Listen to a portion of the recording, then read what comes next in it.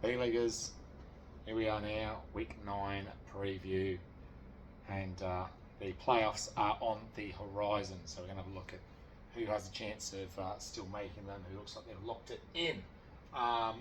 Performance of the week, after a bedsheet of a score last week of 250, the Hoots came back with a 330, so congratulations on their tits.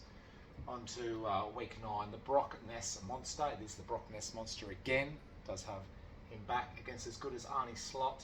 Jace scored pretty well last week. I think scoring points is going to be the best way to him to try and avoid that first punishment of wearing a shirt of himself naked. Pretty confident in my matchup this week. I think I've got him covered in most places, outside of maybe Pittman doing really well for him in wide receiver. Bo Nix can always go off as well. Bye against the playoff Taco. Alex at 3-5 and has had a much better year this year, but still looking like it's an outside chance of making the playoffs this time. Going against playoff Taco, there's some buys and some things happening for Tits. He does have the stronger team, he just needs to make sure he picks that lineup. There has been some nice things for Alex. Warren's been really good, Olave's been good, and Joku to a point's been good as well. Ursay's Ghost against Gate all the way. Baz at 4-4, doing pretty well this year. It's great to see the videos from Baz and Rich also, both teams at 4-4. Ursay's Ghost coming off a loss and season engine injury to Scat. I think Frothy's got enough firepower with JT, Chase and Tyler Warren to get it done this week. Violet Crumble over Crunchy. Grant in need of a win to stay within that playoff thing, especially after he traded his own first for an old Mike Evans and a TE2 in one Johnson. It looks like he should get back on track here against DJ, although DJ now gets a starting running back in Tyrone Tracy.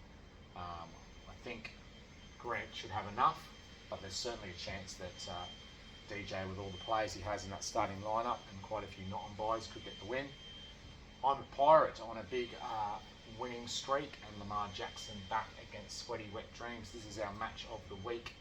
Top of the North against a team that's come up from 1-4 as well.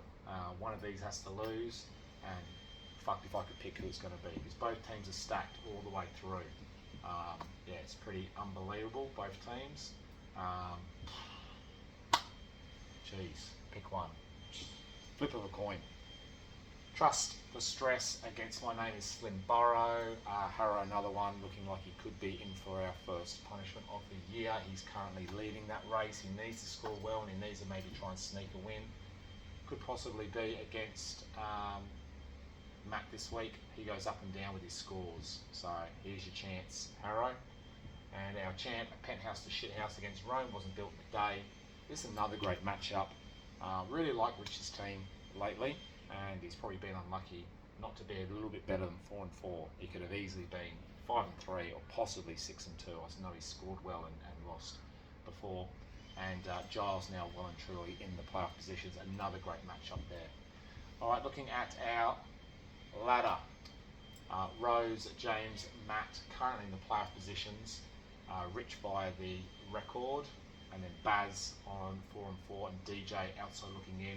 Jason's done. Then Tits, myself, Frothy in the playoff positions. Giles via record or points. Grant and Alex still with a chance, and Harry done. That's it for this week, boys. See you later.